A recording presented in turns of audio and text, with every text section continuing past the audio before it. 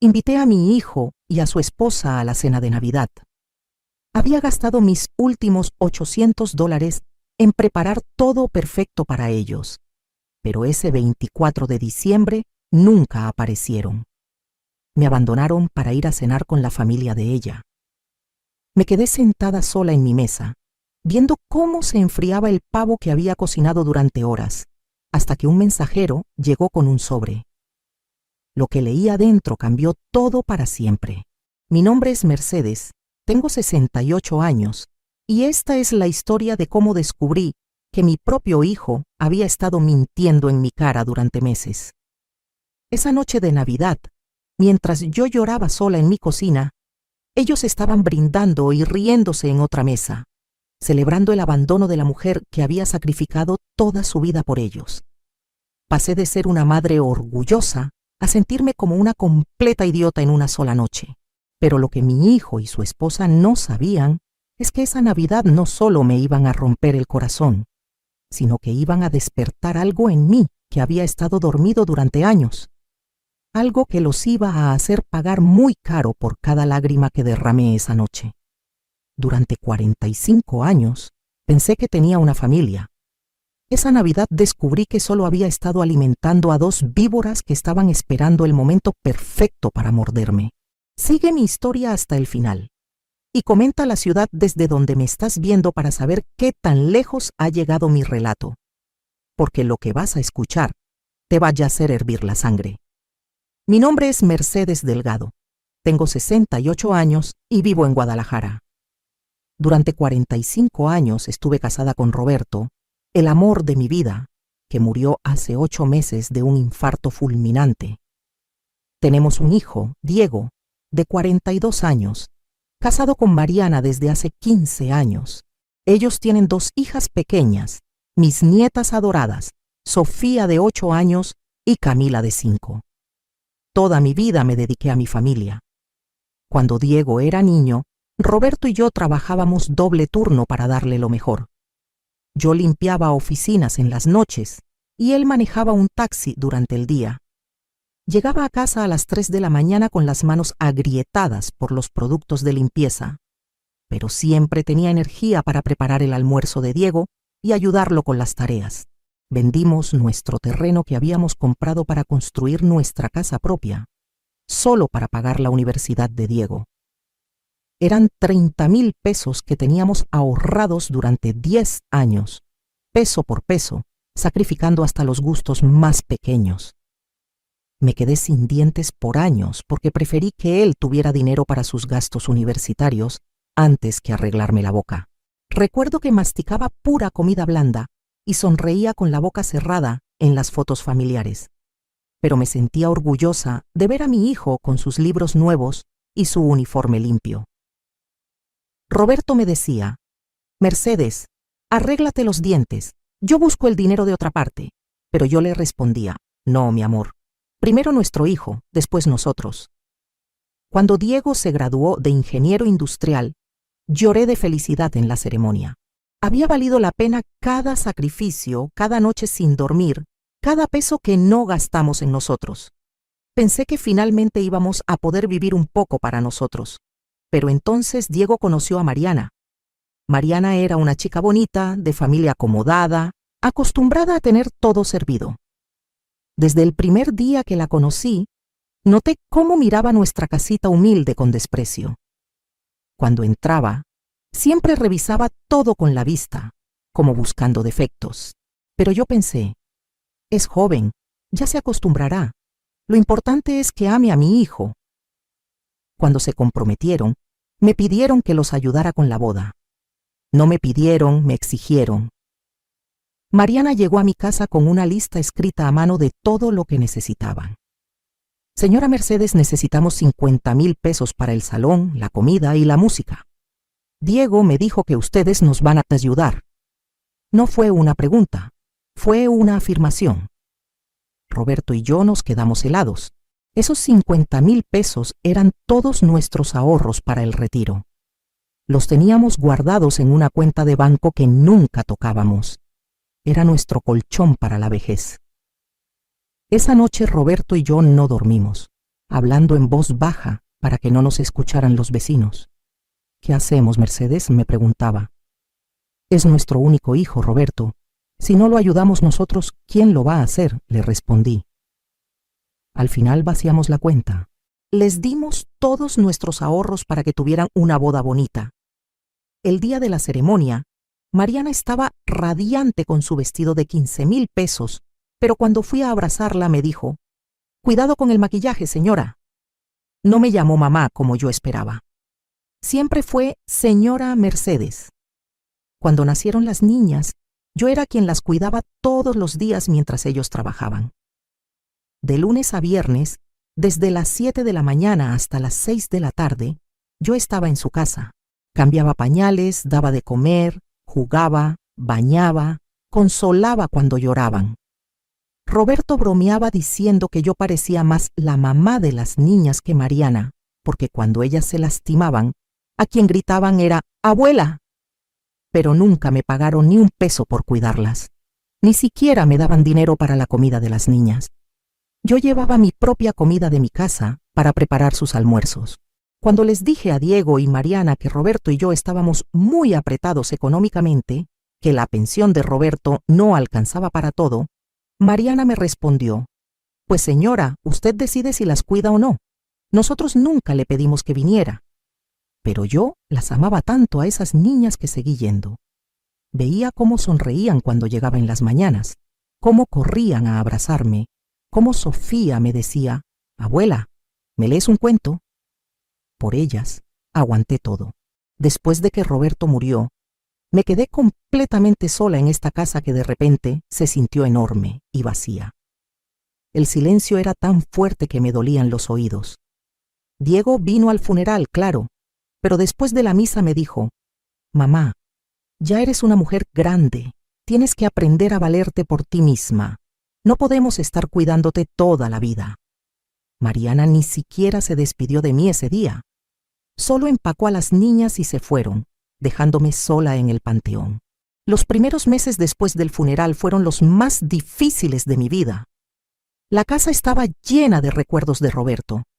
Su taza de café en la mesa, su silla donde veía las noticias, su lado de la cama que yo no me atrevía a tocar. Llamaba a Diego cada semana, pero siempre tenía excusas.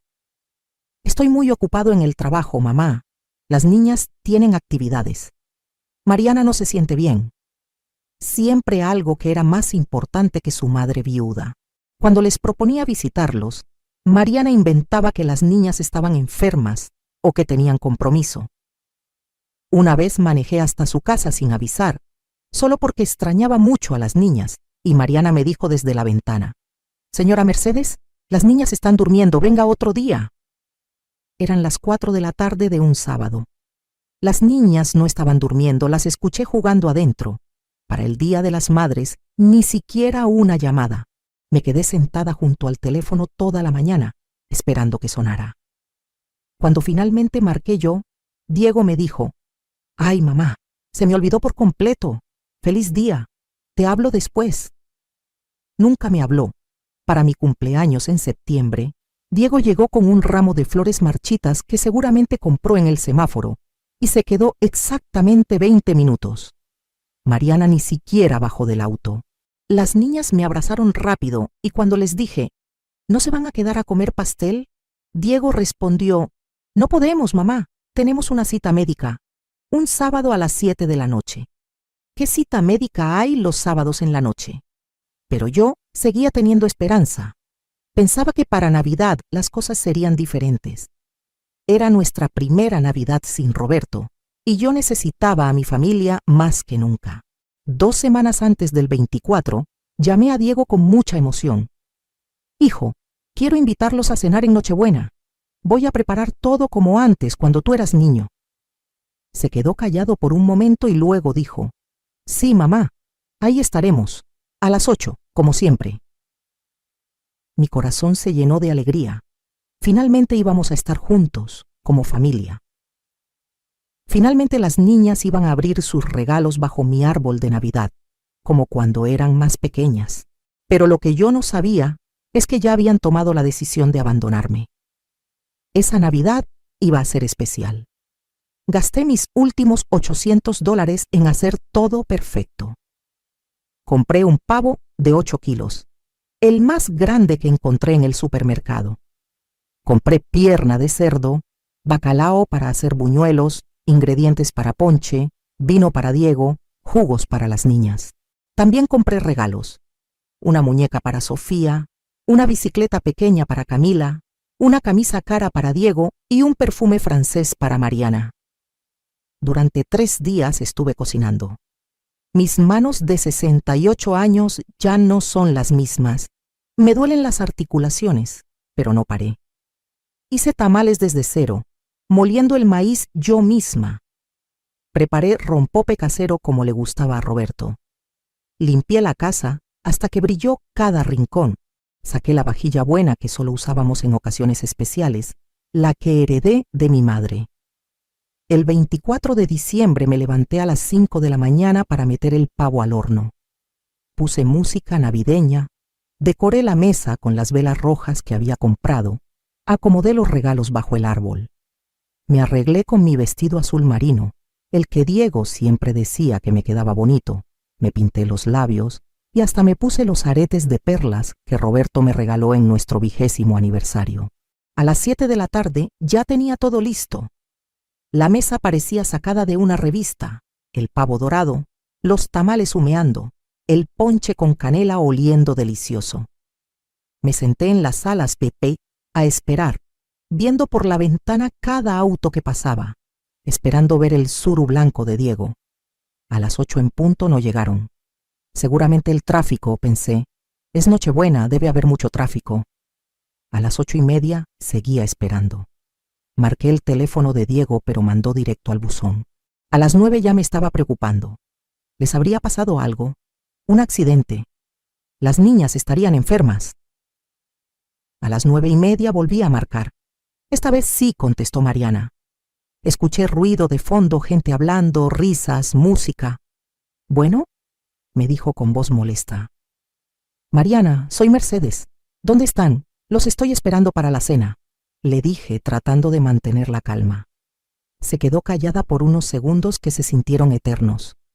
Luego me dijo: «Ay, señora Mercedes, se nos complicó todo. Decidimos venir a casa de mi mamá. Acá está toda mi familia y pues no podíamos dejarlos solos». «¿Cómo que se les complicó?», le pregunté, sintiendo cómo se me caía el alma a los pies. Diego me confirmó hace 3 días que venían. Tengo toda la cena preparada. Compré regalos para las niñas. Pues no sé qué decirle, señora. Las cosas cambian. Diego está muy a gusto acá con mis hermanos. Las niñas están jugando con sus primos. No se preocupe, otro día la visitamos, me respondió con una frialdad que me atravesó el corazón como un cuchillo. ¿Puedo hablar con Diego?, le pedí, sintiendo cómo me temblaba la voz. Está ocupado, me dijo. Ocupado, es su madre. Es Nochebuena, le grité, perdiendo la compostura por primera vez. Señora, no me grite. No es mi culpa que usted no entienda que Diego ya tiene su propia familia. Nosotras somos su prioridad ahora, me respondió. ¿Nosotras? ¿Y yo qué soy?, le pregunté con lágrimas en los ojos. Usted es su pasado, señora Mercedes. Nosotras somos su presente y su futuro, me dijo. Y me colgó. Me quedé con el teléfono en la mano, sin poder creer lo que acababa de escuchar. Usted es su pasado. Esas palabras me golpearon más fuerte que cualquier bofetada. 42 años criando a ese hijo, sacrificando todo por él, para que su esposa me dijera que yo era su pasado. Caminé hasta la cocina como zombi. El pavo ya estaba frío, la grasa se había cuajado. Los tamales que había hecho con tanto amor parecían tristes sobre la mesa. Las velas se habían derretido hasta la mitad. Los regalos bajo el árbol parecían burlarse de mí. Me senté en la mesa del comedor, sola, viendo toda esa comida que nadie iba a comer. El silencio de la casa era ensordecedor. Afuera escuchaba a las familias celebrando, niños gritando de alegría, música, risas, y yo ahí, abandonada en mi propia mesa de Navidad. Lloré como no había llorado desde el funeral de Roberto. Lloré por la humillación, por la traición, por todos los años de sacrificios desperdiciados. Lloré porque por primera vez en mi vida me sentí completamente sola en el mundo. Ni siquiera tenía a Roberto para abrazarme y decirme que todo iba a estar bien. Pero lo que más me dolía no era estar sola. Lo que más me dolía era imaginar a Diego riéndose con la familia de Mariana, probando la comida de su suegra, viendo a sus hijas abrir regalos que no habían venido de mi dinero. Lo que más me dolía era saber que había elegido otra familia sobre la suya propia, sobre la mujer que le dio la vida. A las 11 de la noche, cuando ya había llorado hasta no tener más lágrimas, sonó el timbre. Pensé, vinieron, se arrepintieron y vinieron. Corrí a abrir la puerta con el corazón lleno de esperanza, pero no era Diego. Era un mensajero con un sobre en la mano. ¿Mercedes Delgado?, me preguntó. Sí, soy yo, respondí confundida. Tengo una entrega especial para usted. Debe firmarlo personal, me dijo extendiéndome una tablet para firmar. Tomé el sobre con manos temblorosas. Era un sobre manila, grande, pesado. No tenía remitente, solo mi nombre y dirección escrito a mano con letra que no reconocí.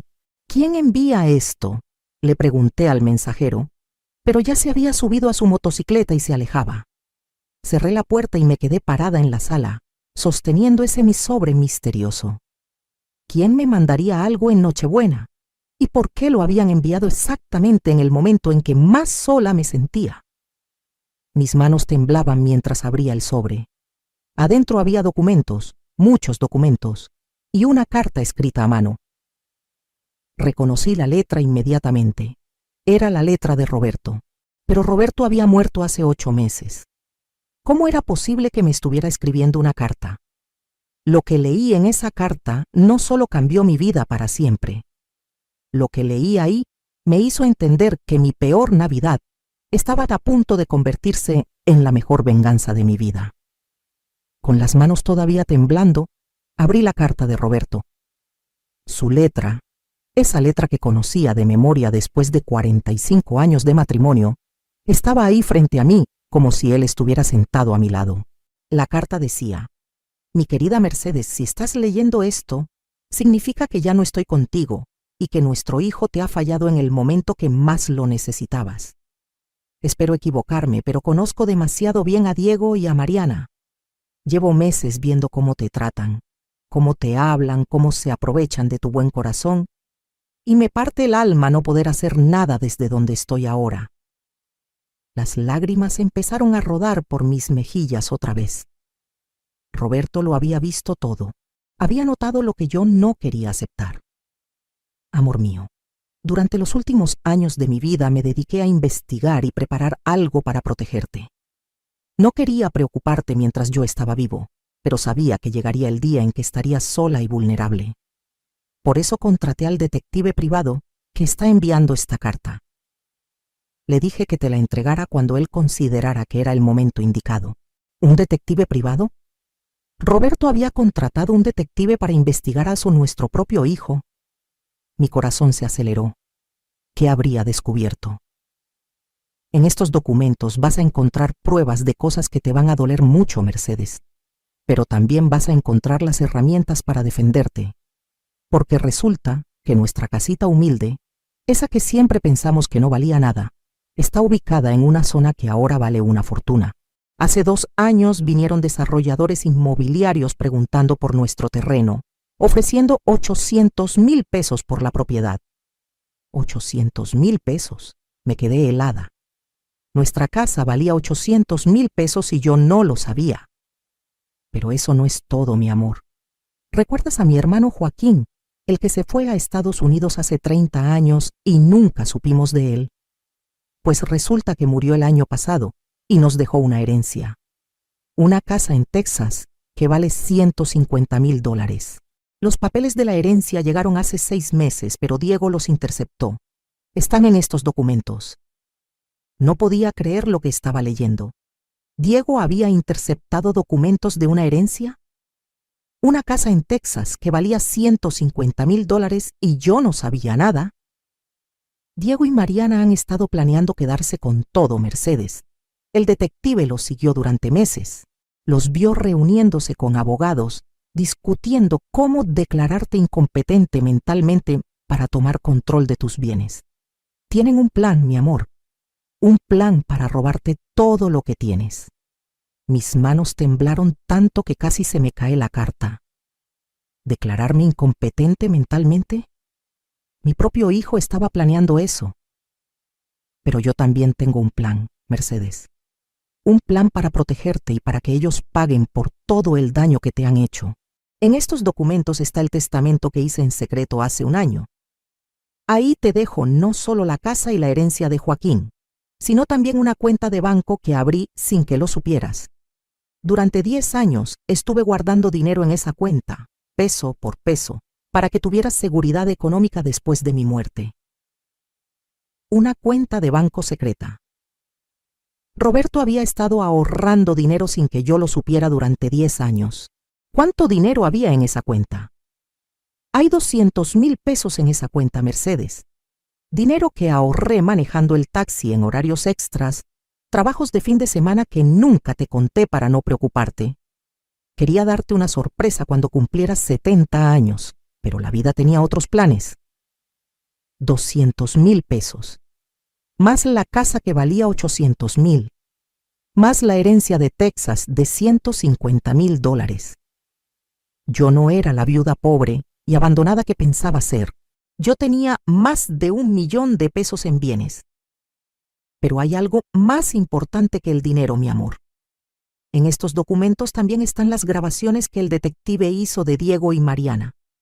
Grabaciones donde hablan de ti como si fueras un estorbo, donde planean cómo van a convencer a un juez de que no estás en tus 5 sentidos. Grabaciones donde se ríen de todos los sacrificios que hiciste por ellos. ¿Grabaciones? El detective había grabado a mi hijo hablando mal de mí. El corazón se me aceleró aún más. Mercedes, quiero que escuches esas grabaciones. Sé que te van a doler como 1000 puñaladas, pero necesitas escucharlas para entender con quién has estado viviendo todos estos años. Necesitas escuchar cómo hablan de ti cuando piensan que nadie los está oyendo. Con manos temblorosas, busqué entre los documentos hasta que encontré un USB pequeño. Mi televisión no tenía entrada para USB, pero mi computadora vieja sí. La computadora que Roberto había comprado hace 5 años y que casi nunca usábamos. La prendí y conecté el USB. Habían 4 archivos de audio. El primero se llamaba Conversación Casa Mariana, 15 de octubre.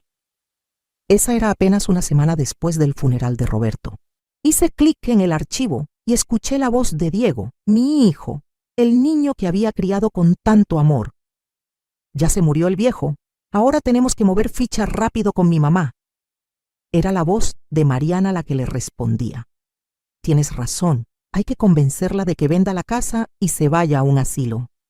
Esa propiedad debe valer una fortuna con todo el desarrollo que están haciendo en esa zona. El problema es que mi mamá es muy terca, decía Diego. Pero si la presionamos psicológicamente, si la hacemos sentir que es una carga, que no puede valerse por sí misma, va a ceder. Las mujeres de esa edad se vuelven muy inseguras cuando se quedan viudas. A mí me da igual si se siente mal, respondía Mariana con una frialdad que me heló la sangre. Lo importante es que nos firme los papeles. Con lo que vale esa casa podríamos cambiar nuestro Tsuru por una camioneta nueva, remodelar nuestra casa, hasta irnos de vacaciones a Cancún. Tienes razón, le decía Diego riéndose. Total. ¿Para qué quiere una casa tan grande una vieja que va a vivir máximo 10 años más? Es mejor que la aprovechemos nosotros que todavía somos jóvenes. Pausé la grabación porque no podía respirar. Una vieja que va a vivir máximo 10 años más. Así hablaba mi hijo de mí, la mujer que había sacrificado toda su juventud para que él tuviera un futuro. Pero la grabación continuaba. Además, cuando mi mamá se muera, las niñas van a heredar todo si no movemos ficha ahora. Y yo no voy a esperar 20 años a que mis hijas crezcan para poder disfrutar el dinero de mi familia. Si estás viviendo algo similar, no estás sola. Hay muchas madres pasando por esto mismo en este momento. Abrí el segundo archivo. Esta grabación era del 20 de noviembre, mi cumpleaños. ¿En serio tienes que ir a ver a tu mamá?, escuchaba decir a Mariana con voz fastidiada. Es su cumpleaños, respondía Diego. Pues que lo celebre sola. Yo no pienso bajarme del carro. Esa señora me da una flojera terrible con sus lloriqueos de viuda abandonada. Tranquila, solo voy a llegar. Le doy las flores y nos vamos. Le digo que tenemos cita médica con las niñas y listo, decía Diego. ¿Y si insiste en que nos quedemos?, preguntaba Mariana. Pues le digo que las niñas están enfermas o algo así. Mi mamá se traga cualquier cuento. Mi mamá se traga cualquier cuento. Esas palabras me dolieron más que todas las anteriores juntas, porque era verdad. Yo me había tragado todos sus cuentos, todas sus excusas, todas sus mentiras. El tercer archivo era la conversación más reciente, del 20 de diciembre, 4 días antes de Navidad. Ya le dije a mi mamá que íbamos a ir a cenar en Nochebuena, escuchaba decir a Diego. ¿En serio le dijiste eso?, preguntaba Mariana furiosa. ¿Estás loco? Yo no pienso pasar Nochebuena con esa señora deprimida. Mi familia ya tiene planes. Vienen mis hermanos de Monterrey. Tranquila, no vamos a ir, decía Diego. Solo le dije que sí para que no esté molestando. El 24 simplemente no llegamos y ya. Le inventamos cualquier excusa después. ¿Y si hace escándalo?, preguntaba Mariana. ¿Qué escándalo van a hacer? ¿A quién le va a reclamar? No tiene a nadie más que a nosotros, respondía Diego riéndose. Exacto, le contestaba Mariana. Está completamente sola. Puede llorar todo lo que quiera en su casita. Nadie la va a escuchar. Nadie la va a escuchar. Esas palabras resonaron en mi cabeza como un eco. Tenían razón. Yo estaba completamente sola. No tenía hermanos. Mis padres habían muerto hace años. Mis pocas amigas habían fallecido o se habían mudado con sus familias. Pero entonces escuché algo que me cambió todo. En el cuarto archivo, Diego le decía a Mariana: lo bueno es que mi mamá no sabe nada de la herencia del tío Joaquín. Los documentos llegaron a mi oficina porque puse mi dirección de trabajo en todos los trámites legales después de que murió mi papá. Son $150,000 que puede que nunca sepa que existen. ¿Y la casa cuánto vale realmente?, preguntaba Mariana. El tasador me dijo que $800,000 mínimo, respondía Diego. Con la herencia de Texas y la venta de la casa, tendríamos más de 2 millones de pesos. Podríamos comprar esa casa en Zapopan que vimos la semana pasada.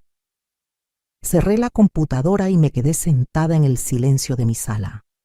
Pero ya no era el mismo silencio de antes. Ya no era el silencio de una mujer abandonada y vulnerable. Era el silencio de una mujer que acababa de descubrir que tenía más poder del que jamás había imaginado. Roberto había visto todo esto venir. Había anticipado la traición de nuestro hijo y había preparado las armas para que yo pudiera defenderme. Las grabaciones eran solo el comienzo. En los documentos estaban las pruebas de que Diego había interceptado mi correspondencia legal, que había cometido fraude postal, que había estado planeando un fraude de incompetencia mental. Por primera vez en 8 meses, sonreí, porque acababa de entender algo muy importante. Yo no era la víctima en esta historia.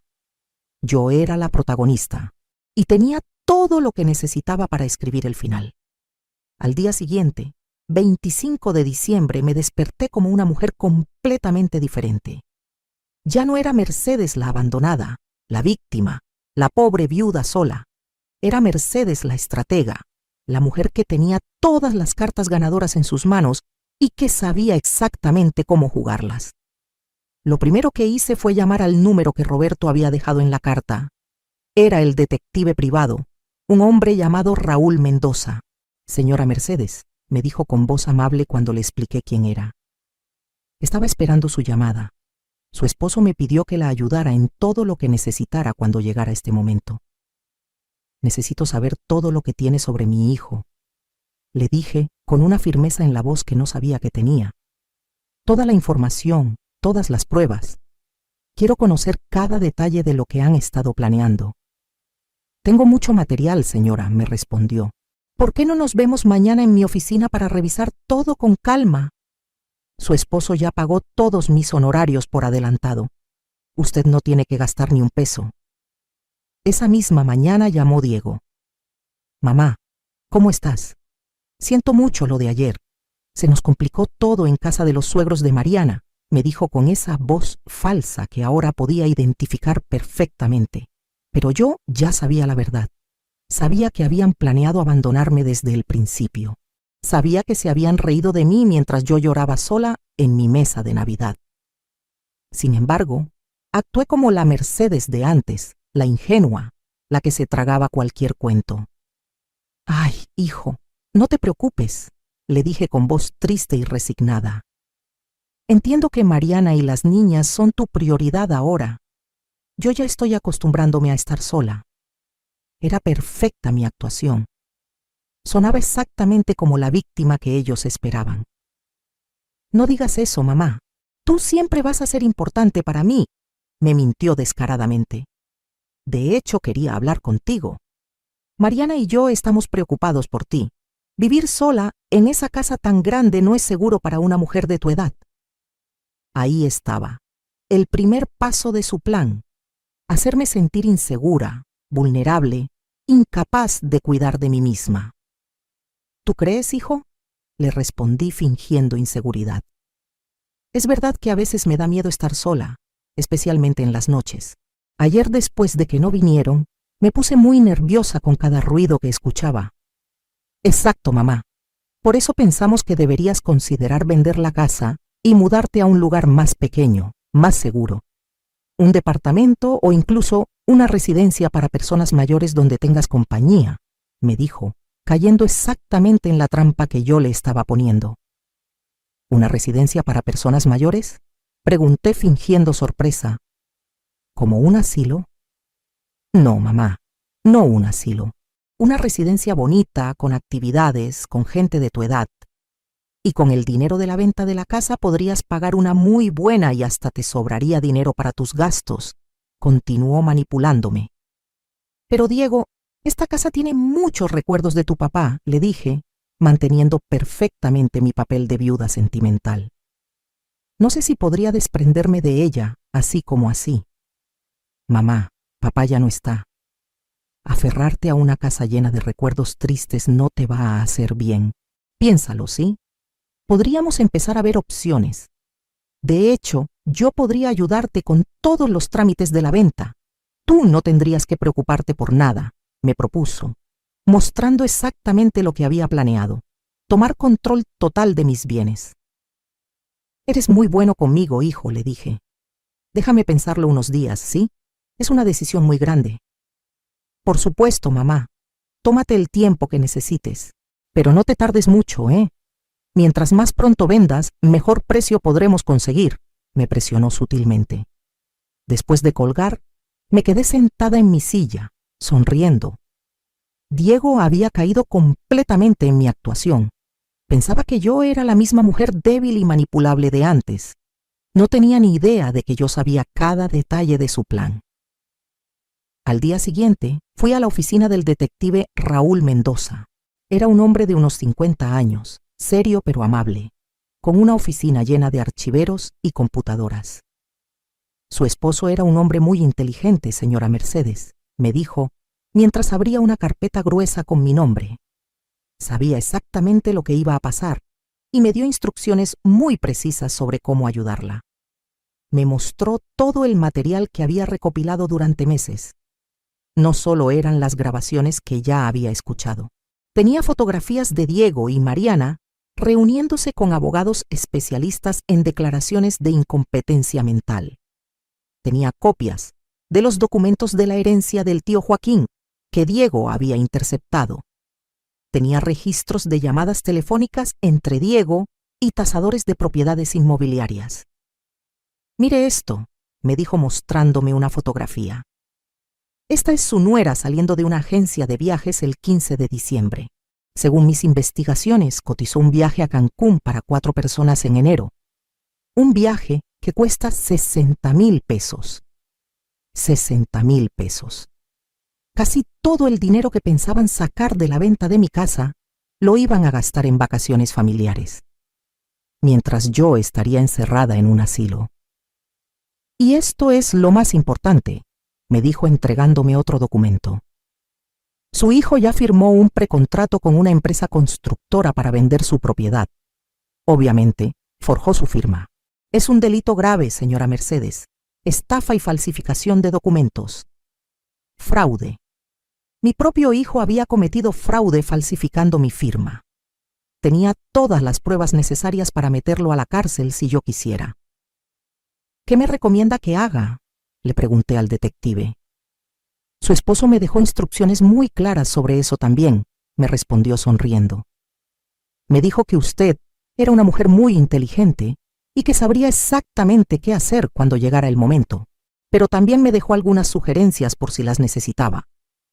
Me entregó una carta más de Roberto, la última carta. En ella me explicaba paso a paso cómo podía usar toda esa información para protegerme y hacer que Diego y Mariana pagaran por todos sus planes. Durante los siguientes días, actué como la Mercedes vulnerable que ellos esperaban. Cuando Diego me llamaba, le contaba lo asustada que estaba de vivir sola, lo confundida que me sentía con tantas decisiones que tomar. Cuando me visitaba, fingía estar más olvidadiza de lo normal, más insegura, más dependiente de él. ¿Sabes qué, hijo?, le dije una tarde que vino a visitarme. Creo que tienes razón sobre vender la casa. Me siento muy perdida con todos estos papeles y responsabilidades. ¿Tú podrías ayudarme a organizar todo? Los ojos le brillaron de emoción. Por supuesto, mamá. Yo me encargo de todo. Tú no te preocupes por nada. Solo confía en mí, me dijo, sin saber que cada palabra que decía la estaba grabando con el dispositivo que el detective me había dado. Es que no entiendo nada de estas cosas legales, continué mi actuación. Tu papá siempre se encargaba de todo eso. Yo solo era ama de casa. ¿Tú crees que podría firmar algunos papeles para que tú manejes mis asuntos? Me sentiría más tranquila sabiendo que alguien inteligente como tú está cuidando mis intereses.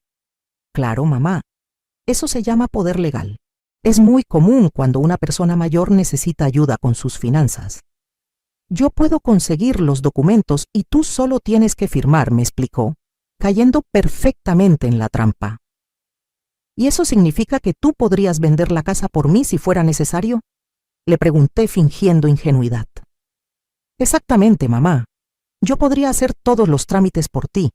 Vender la casa, buscar tu nueva residencia, manejar el dinero, todo. Tú no tendrías que preocuparte por nada nunca más, me prometió. Nunca más. Esas palabras tenían un significado muy diferente para él que para mí. Él pensaba que significaba que yo nunca más tendría que preocuparme por mis finanzas porque él se encargaría de robarme todo. Yo sabía que significaba que él nunca más me iba a poder hacer daño. Me parece perfecto, hijo. Confío en ti completamente, le dije, saboreando internamente la ironía de esas palabras. Esa noche, después de que se fue, llamé al detective. Ya cayó en la trampa, le dije. Mañana va a traer los documentos para que le firme poder legal sobre todos mis bienes. Perfecto, señora Mercedes. ¿Está lista para la siguiente fase del plan?, me preguntó. Más que lista, le respondí. Es hora de que mi hijo aprenda que subestimar a su madre fue el peor error de su vida. El día del confronto lo había planeado como una obra de teatro.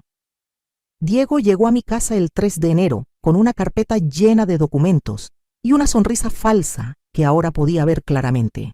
Mariana venía con él, cosa que me sorprendió, pero que hizo todo aún más perfecto. Mamá, trajimos todos los papeles para que los firmes, me dijo Diego desenvolviéndolos sobre mi mesa del comedor. Son 3 documentos. El primero es el poder legal para que yo pueda manejar tus finanzas. El segundo es para autorizar la venta de la casa. Y el tercero es para que yo pueda tomar decisiones médicas por ti si llegara a ser necesario. ¿Decisiones médicas?, pregunté fingiendo confusión. ¿Cómo cuáles? Pues por ejemplo, si te enfermaras y no pudieras decidir sobre tu tratamiento, o si necesitaras cuidados especiales, me explicó Mariana con esa voz condescendiente que ahora reconocía perfectamente. Es por tu propio bien, señora Mercedes. A su edad, uno nunca sabe qué puede pasar. ¿A su edad? Siempre a su edad, como si los 68 años me hubieran vuelto automáticamente incapaz de pensar. Entiendo, les dije con voz temblorosa. ¿Y dónde tengo que firmar? Diego me señaló las líneas marcadas con post-its amarillos. Aquí, aquí y aquí, mamá. Es muy sencillo. Tomé la pluma y fingí que iba a firmar, pero me detuve. Esperen, les dije. ¿Puedo leer los documentos primero? Tu papá siempre me decía que nunca firmara nada sin leerlo. Vi cómo Diego y Mariana intercambiaron una mirada de impaciencia. Mamá, son documentos legales muy técnicos, me dijo Diego. No vas a entender la mayoría de las palabras. Confía en mí. Yo ya lo revisé con el abogado. Es que me da miedo firmar algo que no entiendo, insistí, manteniendo perfectamente mi papel de anciana temerosa. Señora Mercedes, intervino Mariana con voz irritada. Nosotros no tenemos todo el día. Diego tuvo que pedir permiso en el trabajo para venir acá. Si no confía en su propio hijo, entonces no sabemos qué más decirle. No, sí confío en él, me apresuré a decir. ¿Es solo que qué? Preguntó Diego, empezando a perder la paciencia. Es que ayer vino una señora a visitarme, les dije, viendo cómo sus rostros cambiaban inmediatamente. Una señora mayor, como yo. Me dijo que ella había firmado unos papeles parecidos y que su hijo la había metido a un asilo y le había quitado todo su dinero. ¿Qué señora? Preguntó Mariana bruscamente. ¿Cómo se llamaba? No me acuerdo bien de su nombre, mentí convincentemente, pero me dijo que tuviera mucho cuidado con los papeles que firmara, que muchos hijos se aprovechan de las madres viudas. Mamá, esa señora no sabe de qué habla, me dijo Diego con voz tensa. Cada caso es diferente. Nosotros jamás te haríamos daño. Lo sé, hijo, lo sé, le dije. ¿Pero me podrías explicar exactamente qué va a pasar después de que firme? ¿Cuándo venderías la casa? ¿A dónde me mudaría? ¿Cuánto dinero me quedaría para mis gastos? Diego se puso visiblemente nervioso. Mamá, esas son muchas preguntas. Lo importante es que firmes ahora y después vamos viendo los detalles paso a paso. Pero es que quiero entender, insistí. Por ejemplo, si la casa vale 800,000 pesos como tú me dijiste y el asilo cuesta 15,000 pesos al mes, ¿cuántos años me alcanzaría el dinero? ¿800,000 pesos? Preguntó Mariana sorprendida. ¿Quién te dijo que la casa vale tanto? Diego le lanzó una mirada asesina a Mariana. Habían cometido su primer error.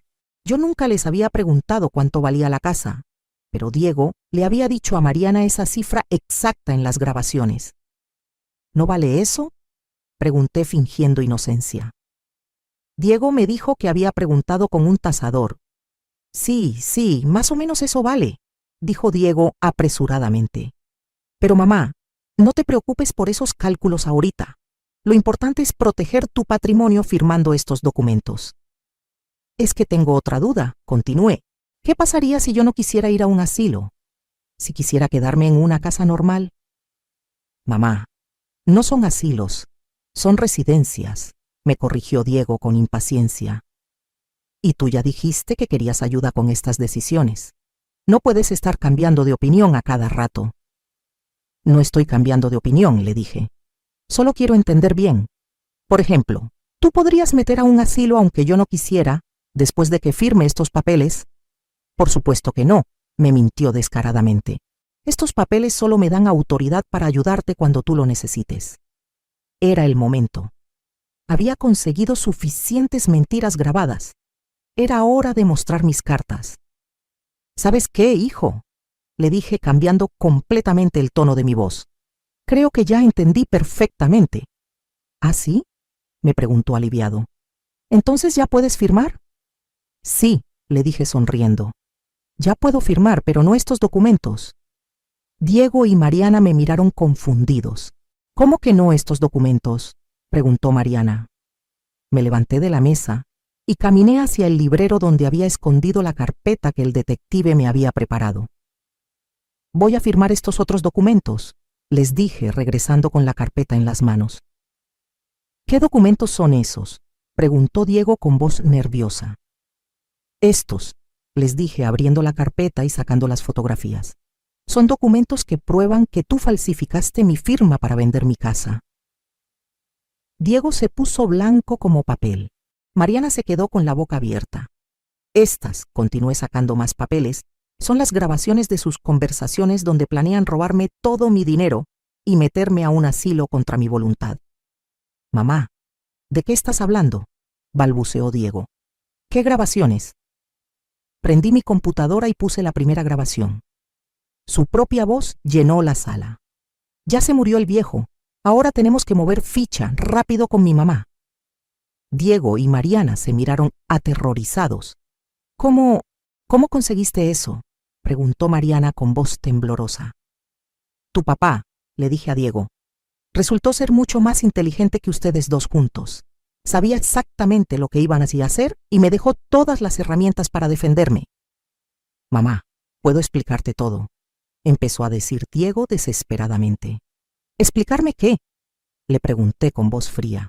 ¿Explicarme cómo planeaste declararme loca para robarme mi herencia? ¿Explicarme cómo interceptaste los documentos de la herencia del tío Joaquín? ¿Explicarme cómo falsificaste mi firma para vender mi casa? ¿Qué herencia del tío Joaquín?, preguntó Mariana mirando a Diego con ojos de furia. Ah, ¿no le dijiste a tu esposa sobre los $150,000 que robaste de mi correspondencia?, le pregunté a Diego, disfrutando cada segundo de su terror. $150,000, gritó Mariana. ¿Tú sabías de esa herencia y no me dijiste nada? Mariana, puedo explicarte, empezó a decir Diego, pero ella lo interrumpió. Me mentiste. Llevamos meses planeando esto y tú tenías información que no me diste, le gritó furiosa. Ah, pero eso no es todo, les dije sonriendo. También tengo pruebas de que ustedes ya cotizaron un viaje a Cancún de $60,000 con el dinero que pensaban robarme, y pruebas de que ya contactaron constructoras para vender mi propiedad. Diego se dejó caer en una silla con la cabeza entre las manos. Mamá, por favor, podemos arreglar esto. Nunca quisimos lastimarte. ¿Nunca quisieron lastimarme?, le pregunté incrédula. Entonces, ¿qué es esto? Puse la grabación donde Mariana decía: a mí me da igual si se siente mal. Lo importante es que nos firme los papeles. Mariana se puso roja de vergüenza y rabia. Esas grabaciones son ilegales, gritó desesperada. No, querida, le respondí calmadamente. Las grabaciones son completamente legales cuando se hacen para protegerse de un fraude. Y resulta que tengo aquí, saqué otro documento, una orden de restricción temporal contra ustedes dos, firmada por un juez, que les prohíbe acercarse a mí o a mi propiedad mientras se investigan los delitos que cometieron. ¿Qué delitos?, preguntó Diego con voz quebrada.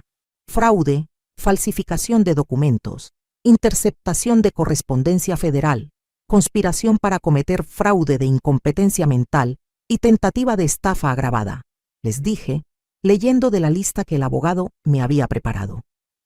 Cada uno de estos delitos tiene una pena de cárcel. El silencio que siguió fue ensordecedor. Diego y Mariana se miraban sin saber qué decir. Pero no se preocupen, les dije con sonrisa dulce. Soy una madre generosa. Estoy dispuesta a no presentar cargos penales si aceptan mis condiciones. ¿Qué condiciones?, preguntó Diego desesperadamente. Primero, les dije levantando un dedo, van a devolver todos los documentos de la herencia del tío Joaquín inmediatamente. Segundo, van a firmar una declaración admitiendo que interceptaron mi correspondencia y que falsificaron mi firma. Tercero, me van a devolver todos los gastos que hice por ustedes durante los últimos 5 años, incluyendo el cuidado gratuito de sus hijas. ¿Cuánto dinero es eso?, preguntó Mariana. $400,000, le respondí. El detective hizo los cálculos. Guardería, alimentación, ropa, regalos, gastos médicos. todo lo que una niñera profesional les habría cobrado. «No tenemos tanto dinero», gritó Mariana. Entonces les dije con calma: «Pueden ir a la cárcel, la decisión es suya». Diego empezó a llorar como un niño pequeño. «Mamá, por favor, somos tu familia». «No», le dije con voz firme. «Mi familia era Roberto. Ustedes son dos estafadores que compartían mi apellido, pero eso se acabó hoy». «¿Y las niñas?», preguntó Diego entre lágrimas. «¿No vas a ver más a tus nietas?». Esa pregunta me dolió, pero ya había tomado mi decisión. Las niñas podrán visitarme cuando sean mayores de edad y puedan decidir por sí mismas. Mientras tanto, no quiero que crezcan cerca de dos criminales. «Señora Mercedes», dijo Mariana con voz suplicante, «por favor, piénselo. Cometimos errores, pero podemos cambiar». «El único error que cometieron», le respondí, «fue subestimar a la mujer que los crió y los alimentó durante años. Ahora tienen 24 horas para traerme el dinero y firmar los documentos. Si no, mañana mismo presento todos los cargos penales».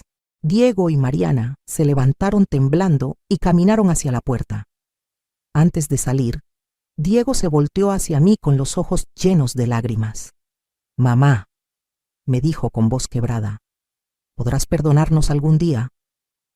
Lo miré directo a los ojos y le respondí con la misma frialdad con la que Mariana me había hablado en Nochebuena. «Ustedes son mi pasado, Diego. Yo soy mi presente y mi futuro». Cerré la puerta y me quedé sola en mi sala. Pero esta vez la soledad no me dolía. Esta vez la soledad era libertad. 3 meses después de ese día, mi vida había cambiado completamente. Diego y Mariana cumplieron con todas mis condiciones. Trajeron los 400,000 pesos que me debían, devolvieron los documentos de la herencia del tío Joaquín y firmaron todas las declaraciones admitiendo sus delitos. No tuvieron opción. La alternativa era la cárcel.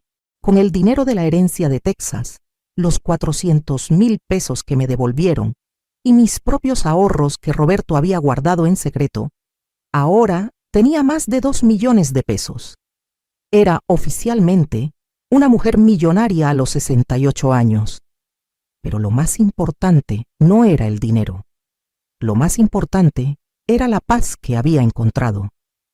Ya no vivía con el miedo constante de ser una carga para alguien. Ya no tenía que rogar por el cariño de personas que solo me veían como un cajero automático. Ya no tenía que fingir que no notaba sus desprecios y sus mentiras. Decidí quedarme en mi casa. Después de todo, ahora sabía que valía una fortuna, pero más importante, estaba llena de recuerdos hermosos de Roberto y de los años cuando Diego era realmente mi hijo, antes de que el dinero y Mariana lo corrompieran. Renové toda la casa con parte del dinero. Cambié los muebles viejos, pinté las paredes de colores alegres, instalé un jardín precioso en el patio trasero. La misma casa donde había llorado de abandono en Navidad, ahora era un palacio donde me despertaba cada mañana sintiéndome bendecida.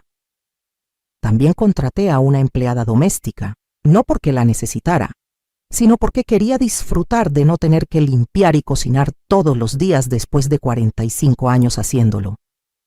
Rosa, mi empleada, se convirtió en mi compañía. Es una mujer de 50 años, viuda como yo, con hijos que la respetan y la visitan seguido. Viendo su relación con su familia, confirmé que lo que yo había vivido con Diego no era normal. Con el dinero que me sobró después de la renovación, abrí una cuenta de inversiones que me da ingresos mensuales suficientes para vivir cómodamente sin tocar el capital principal. El asesor financiero me dijo que con mis inversiones podría vivir 20 años más sin preocupaciones económicas. 20 años de libertad total. Pero la parte más satisfactoria de mi nueva vida llegó cuando me enteré de las consecuencias que Diego y Mariana tuvieron que enfrentar. Resulta que para conseguir los 400,000 pesos que me debían, tuvieron que vender su auto, hipotecar su casa y pedir prestado dinero a la familia de Mariana. El viaje a Cancún que habían planeado con mi dinero robado nunca se realizó. En lugar de vacaciones de lujo, tuvieron que trabajar horas extras durante meses para pagar sus deudas. Diego perdió el respeto de todos sus compañeros de trabajo cuando se enteraron de que había intentado estafar a su propia madre. En México, por más problemas que tenga una familia, intentar robar a tu madre viuda es algo que la sociedad no perdona. Mariana también perdió muchas amistades cuando la historia se hizo pública en su vecindario. Lo más doloroso para ellos y lo más satisfactorio para mí fue cuando la familia de Mariana se enteró de toda la verdad. Sus padres, que siempre habían sido respetuosos conmigo, se sintieron tan avergonzados que cortaron relaciones con ella durante varios meses. Su hermana mayor le dijo: ¿Cómo pudiste planear robar a una señora de 68 años? ¿Qué clase de persona eres? Las niñas, mis exnietas, preguntaban constantemente por qué ya no podían visitar a la abuela Mercedes. Diego y Mariana tuvieron que inventar mentiras cada vez más complicadas para explicar mi ausencia de sus vidas. Pero los niños son inteligentes. Sofía, la mayor, de 8 años, le preguntó directamente a su papá: ¿Hiciste algo malo a mi abuela? ¿Por eso ya no podemos verla? Un día, 6 meses después del confronto, Diego apareció en mi puerta. Se veía demacrado, con ojeras, como si no hubiera dormido bien en semanas. Rosa me avisó que había alguien tocando, y cuando vi por la ventana que era él, le dije que lo dejara entrar. Tenía curiosidad de saber qué quería. «Mamá», me dijo con voz quebrada, «vine a pedirte perdón, a pedirte de rodillas que me perdones y que me dejes regresar a tu vida». ¿A pedirme qué?, le pregunté sin invitarlo a sentarse. «Sé que cometí errores terribles», continuó. «Sé que te lastimé profundamente, pero soy tu hijo, mamá. Soy la única familia que tienes. ¿No significa eso nada para ti?» Lo miré directo a los ojos y le respondí: «Diego, durante 42 años pensé que ser tu madre significaba sacrificar todo por ti. Pensé que ser tu familia significaba aguantar cualquier maltrato con tal de no perderte. Me equivoqué». «Mamá, por favor», me suplicó con lágrimas en los ojos. «Las niñas te extrañan. Yo te extraño. Mariana está arrepentida. Podemos empezar de nuevo». «¿Mariana está arrepentida?», le pregunté incrédula. «¿Mariana, que me dijo que yo era tu pasado? ¿Mariana que planeó meterme a un asilo para robar mi dinero? ¿Esa Mariana está arrepentida?». «Estamos pasando por momentos muy difíciles económicamente», admitió. «Perdimos muchos amigos. Los padres de Mariana casi no nos hablan. En el trabajo me miran diferente. Las niñas hacen preguntas que no sabemos cómo contestar». «Ah», le dije con una sonrisa fría, «entonces no vienes porque me extrañas. Vienes porque enfrentar las consecuencias de tus actos es muy difícil». «No, mamá, no es eso», negó desesperadamente. «Vengo porque me di cuenta de que perdí a la persona más importante de mi vida por codicia y estupidez». «Diego», le dije con voz firme, «tú no perdiste a tu madre por codicia. Tú perdiste a tu madre porque decidiste traicionarla, humillarla y robarle. Tú perdiste a tu madre porque elegiste a una mujer que odia a tu familia sobre la mujer que te dio la vida». «Puedo dejar a Mariana», me dijo desesperadamente. «Puedo divorciarme si eso es lo que quieres». Esa propuesta me demostró que no había entendido nada. «Diego, el problema no es Mariana, el problema eres tú. Mariana no te obligó a falsificar mi firma. Mariana no te obligó a interceptar mi correspondencia. Mariana no te obligó a planear declararme loca. Tú tomaste esas decisiones». «Pero puedo cambiar», insistió. «Puedo ser el hijo que tú necesitas». «Yo ya no necesito un hijo, Diego», le respondí. «Durante 68 años necesité familia, necesité amor, necesité respeto. Ya no. Ahora tengo paz, tengo dignidad, tengo seguridad económica. Ya no necesito nada de ti». Se quedó callado por un momento procesando mis palabras. Luego preguntó: «¿Entonces nunca me vas a perdonar? ¿Nunca voy a poder recuperar a mi madre?» «Diego», le dije con toda la serenidad del mundo, «tu madre murió la noche del 24 de diciembre cuando me abandonaste para ir a cenar con otra familia. La mujer que está frente a ti es Mercedes Delgado, una señora libre e independiente que ya no está disponible para ser maltratada por nadie. Diego se fue llorando ese día. No ha vuelto a buscarme. Escuché por Rosa, que tiene amigas en todo el vecindario, que él y Mariana se mudaron a un departamento más pequeño porque no pudieron pagar la hipoteca de su casa después de pagarme lo que me debían. También me enteré de que se divorciaron 6 meses después. Al parecer, Mariana no pudo soportar las consecuencias sociales y económicas de sus actos y culpó a Diego de haberla involucrado en sus planes. Irónicamente, la codicia que los unió para robarme fue la misma que los separó cuando no tuvieron dinero que repartir. Ahora vivo una vida que nunca pensé que sería posible a mi edad. Viajo 2 veces al año, algo que nunca pude hacer cuando estaba casada porque siempre faltaba dinero. Ya conocí Mazatlán, Puerto Vallarta, y el próximo mes voy a ir a ver las pirámides de Egipto, algo que Roberto y yo soñábamos hacer, pero nunca pudimos costear. También me uní a un grupo de viudas de mi edad que se reúnen 2 veces por semana. Jugamos cartas, vamos al cine, organizamos comidas. Descubrí que hay vida social después de los 60 años, algo que no sabía porque siempre había estado ocupada cuidando a otros. Pero lo más importante que descubrí es que estar sola no significa estar abandonada. Estar sola significa ser libre de decidir cómo quiero pasar cada día de mi vida sin tener que pedirle permiso a nadie o aguantar maltratos de nadie. Hace una semana recibí una llamada de Sofía, mi exnieta. Ahora tiene 9 años y de alguna manera consiguió mi número de teléfono.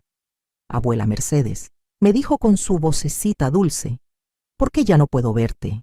Te extraño mucho. Esa llamada me partió el corazón porque a las niñas sí las extraño.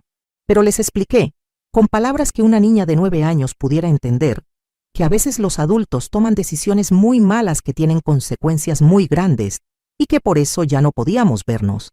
Pero abuelas, me dijo, cuando yo sea grande, ¿podré venir a visitarte? Por supuesto, mi amor, le respondí.